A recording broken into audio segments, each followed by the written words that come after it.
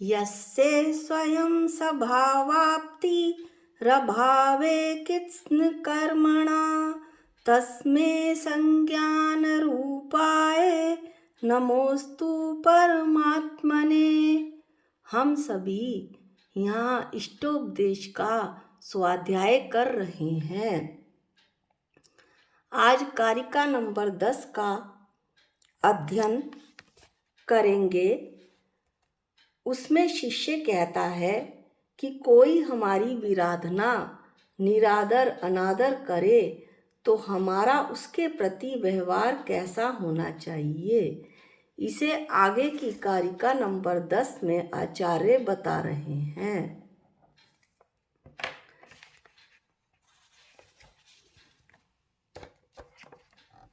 विराधक कथम हंत्रे जनाये परिकुप्यति त्रेअंगुलं पातयन् पद्भ्यां स्वयं दंडेन पात्यते।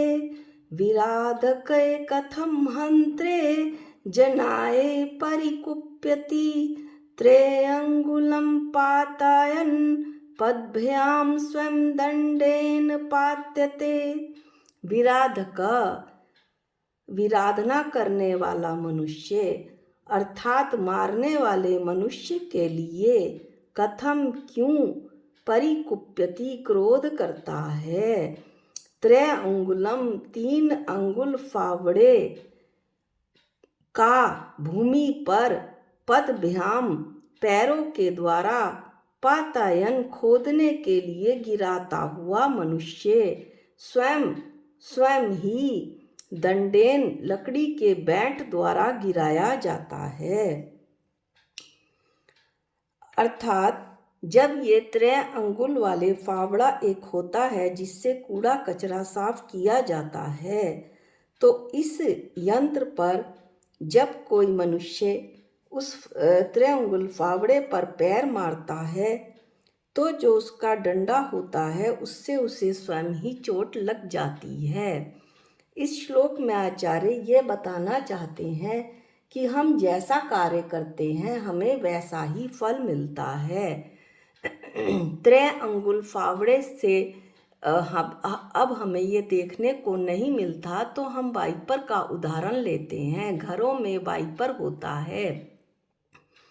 खड़े वाइपर के निचले हिस्से पर यदि हम पैर मारें तो ऊपर का डंडा हमें आकर लगेगा। इससे हमें पता चलता है कि हम जैसे कर्म करेंगे हमें फल वैसा ही मिलेगा। इसका पद अनुवाद देखिए। हत्यारा यदि हत्या करता तुम क्यों उस पर क्रोध करो। हत्यारे तो तुम भी हो फिर कुछ तो मन में बोध करो। 3 अंगुल को निज पैरों से जो कोई मानव गिरा रहा उसी समय पर उसी दंड से स्वयं धरा पर गिरा आहा।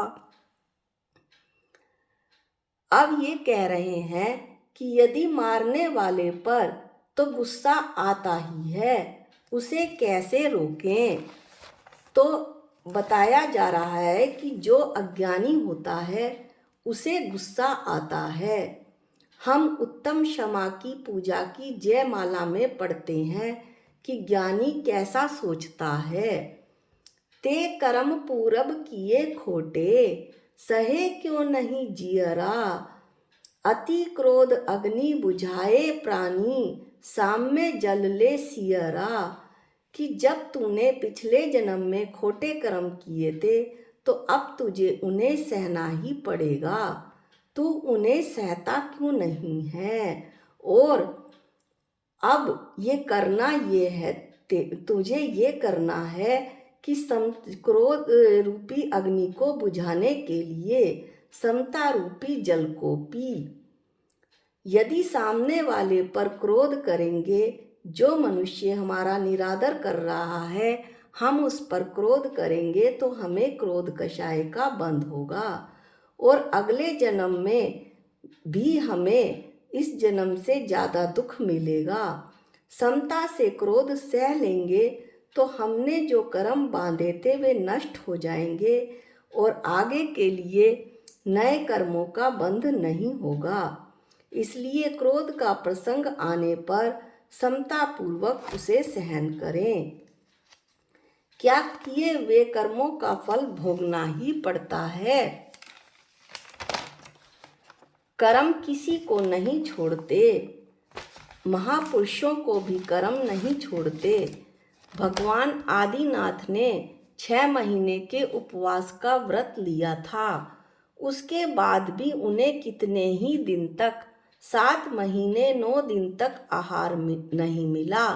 कुल 399 दिन तक उन्हें आहार नहीं मिला। कारण क्या था कि पहले जन्म में किसी किसान ने उनसे पूछा कि हमारे खेतों को बैल खा लेते हैं, हम क्या करें। तो भगवान आदिनाथ ने कहा कि इन बैलों के मुंह पर छींके बांध दो ताकि ये फसल ना खा सकें। इस तरह से हमें पता चलता है कि जैसे कर्म हम करेंगे वैसा ही फल हमें भोगना पड़ेगा। जब महापुरुषों को ही कर्म नहीं छोड़ता तो हमारी और आपकी तो बात ही क्या है। अब एक और घटना सुनिए। प्राचीन समय की घटना है कि एक सेठ नकली दवाइयाँ बनाता था, नकली दवाई और इंजेक्शन बनाता था। उस क्षेत्र में उसकी दवाई का ही बोलबाला था। एक दिन वह घोड़े से घर वापस आ रहा था कि वह घोड़े से नीचे गिर गया और उसे जंग वाला लोहा लग गया, जिससे उसे टिटनेस हो गया। उसने टिटनेस का असली इंजेक्शन चाहा कि वो किसी तरह मिल जाए, किंतु उसे कहीं भी टिटनेस का असली इंजेक्शन नहीं मिला। सभी जगह उसका नकली माल ही था। हर एक दुकान पर उसका नकली माल रखा हुआ था। नतीजा ये हुआ कि उसे जहर चढ़ गया और सेठ जी का मरण हो गया।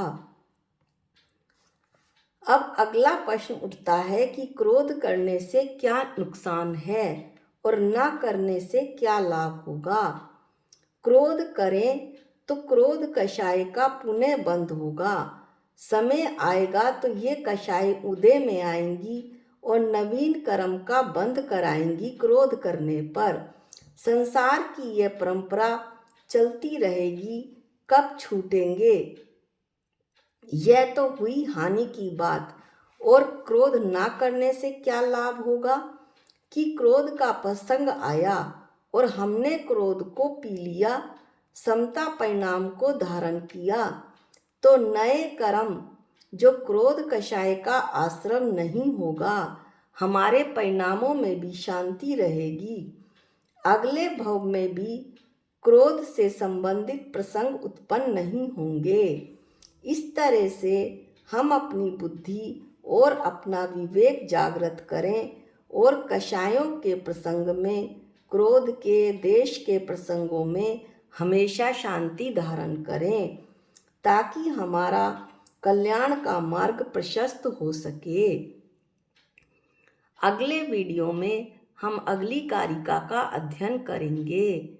आज के लिए इतना ही। जावाणी के ज्ञान से सूझे लोकालोक, जो वाणी मस्तक नमो सदा देत हूँ धोख। हे जिनवाणी भारती तो है जपू दिन रैन, जो तेरी शरणागते वो पावे सुख चैन। सबको जय जिनेंद्र।